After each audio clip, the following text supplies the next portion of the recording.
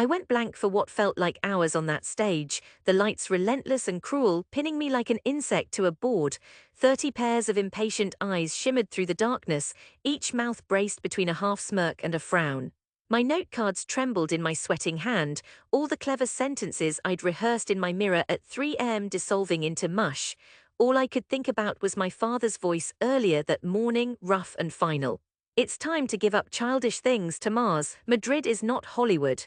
But I kept talking, stumbling through my investor pitch, the one that could change everything if only I could make them see what I saw, a Madrid painted in hues of longing and rage, caught in the camera's honest gaze. The film was raw and rough around the edges, yes, but it pulsed with heart, with truth. Only I had no words left. I watched my own shame reflected in their hard, shiny eyes. They were shifting now, some scrolling on their phones. My voice rattled through some half-sentence about authenticity and urban malaise, then dried up entirely. The moderator, a woman named Yolanda with striking red glasses, swept in with a quick, perfunctory "Thank you, Mr. Ortega," and I clattered off stage to scattered huffs and a few too loud chuckles. Later, alone in the echoing marble lobby, I hovered by the coffee machine, wrestling with the memory of my humiliation. My cousin Andres cornered me there, all teeth and dramatic eyebrows. Primo, that was valiant. Maybe next time not so much tragic poet, eh? People want action. I wished I could laugh it off the way he did, but humiliation clung to me like heat in the August sun. I managed a shrug. His next comment was softer, edged with half concern. "You should come back to the shop, help your mama. This cinema thing, it doesn't pay. Maybe in another life, no." I had heard some version of that my whole life. My family, grocers, mechanics, teachers, saw art as a pretty hobby, not a survival tool. My film dreams to them were a rich man's delusion. I had left the family grocery's narrow aisles to chase a moving image only I seemed to believe in. More than once I had overheard my aunts muttering at birthdays and baptisms, "He's clever, but he wastes it on nonsense." It strung. By midnight, my only companion was the hum of the streetlights blinking through my curtainless windows. The apartment smelled of old bread and stale cigarettes. Every time I tried to sleep, my failure replayed behind my eyes, stuttered words, bored eyes, that hard finality in Yolanda's voice. I messaged my girlfriend Lucia, who was still in London, promising I'd try again. When the blue ticks didn't appear, I set my phone down. The silence shamed me worse than the laughter. A year blurred by in a confusion of odd jobs, barback, courier, editing demo reels. Every rejection slipped between the cracks of my confidence. At family gatherings, I caught the wary glances, my successes intangible, my failures whispered about with indulgent pity. Eventually, the film became a secret kept like a bruise under clothing. Some nights, only the city lights reminded me Madrid belonged to dreamers too, but even as shame choked me, defiance flared up. In empty dawns before the city woke, I dragged a battered camera bag through neighborhoods, collecting scraps of footage. I walked Lavapiés, Malasaña, the rusting edges of Arganzuela, searching for faces and corners that ached with stories. Sometimes I found a tired worker at a bakery or a trio of girls rehearsing a dance in the metro station, sometimes only rolling cans and scrawled graffiti. Still, I filmed, stubborn. I pawned my guitar for sound gear, lied to my parents about editing wedding videos, convinced friends to act for nothing more than stale pizza and metro fare. Madrid became a patchwork of hidden locations. Sun-washed rooftops, apartment stairwells, the greasy bar where my friend Sergio poured vermouth and growled curses into the chipped counter. Every shot was a way to say, "I saw you." You mattered. I pushed through one deadline after another, even when my feet ached and rent loomed. At home, my family's patience wore thinner with every month. My mother, soft-voiced and perpetually stirring pots, tried to hide her worry, but lines gathered at her mouth each time she asked, "Tesoro, when will you find something stable? You could be a teacher like your tia Rosa." I wanted to snap that safety never inspired anyone.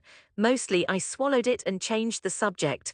The more people doubted, the more fiercely I clung to my wild hope that the little film would mean something, if only to me. 3 years dragged by, some victories, film festival rejections replaced by shaky yeses, clips posted to Vimeo collecting polite applause from strangers. One night, after coming home from waiting tables, I opened my email to find a message from the Madrid New Voices Film Collective. They wanted my short La Lamada for a closing night screening. I dropped my phone, sure I was dreaming, but when I picked it up the words were still there. I didn't tell my family, not right away.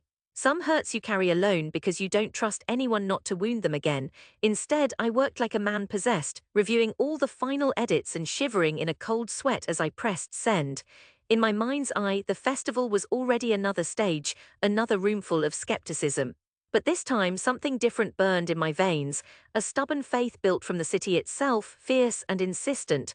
The night of the screening came bitter and bright, late November sharpness riding the wind through the city's narrow veins.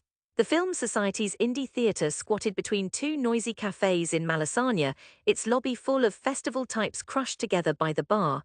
I hung back by the entrance, checking my reflection in a clouded window, reassuring myself that the battered suit I wore, my father's, borrowed in a rare truce, looked at least honest.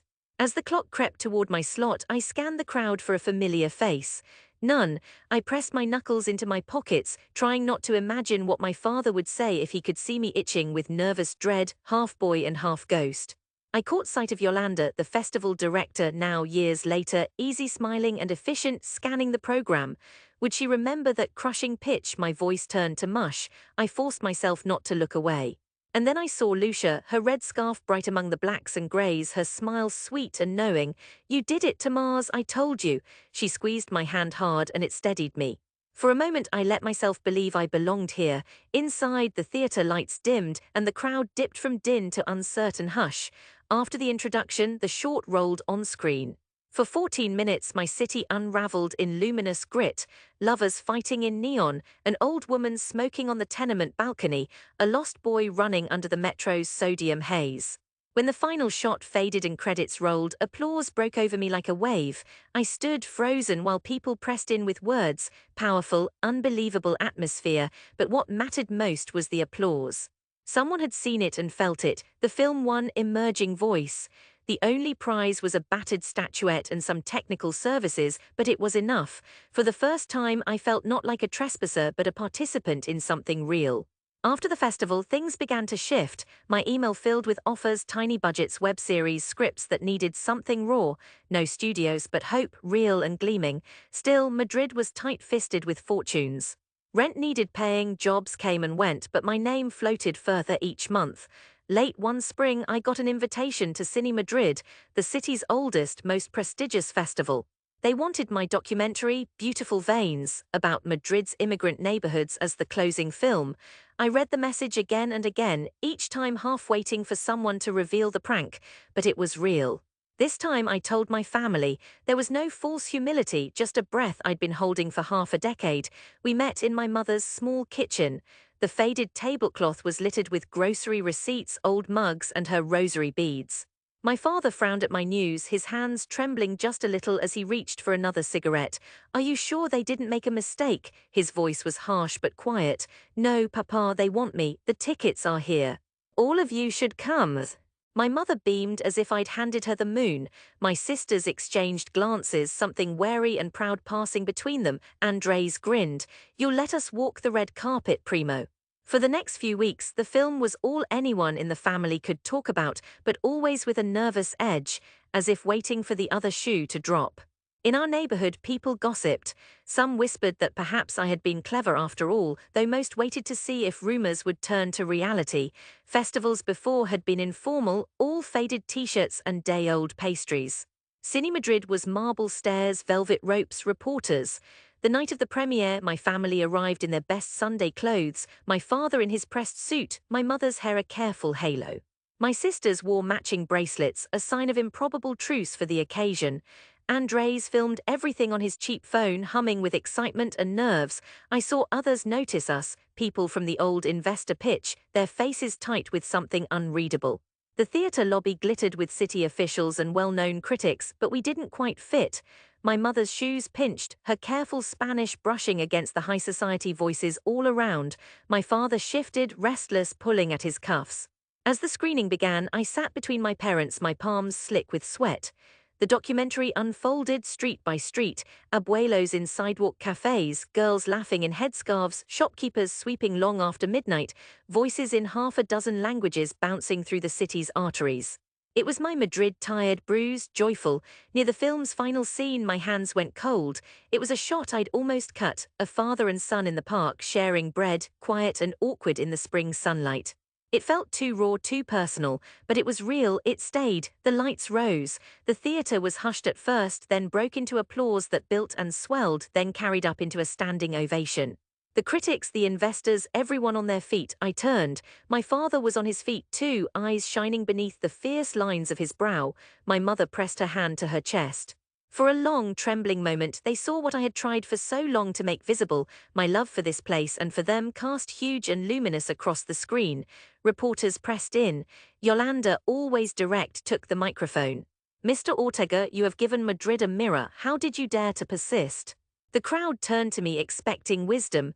I remembered the terror, the ridicule, the way my own family had doubted, the poison of that laughter on the first failed pitch. The question rang in my head, but it didn't hurt the way it used to. I kept going, I said, my voice steady, because Madrid isn't just what you see on the postcards. I wanted to give the city a voice. I failed sometimes. But I learned something: mockery only stings if you let it silence you. Friends and strangers cheered, but it was the faces I looked for, the old skeptics, tight-mouthed, some red-cheeked as they realized I hadn't just survived. I had made something they could touch undeniable.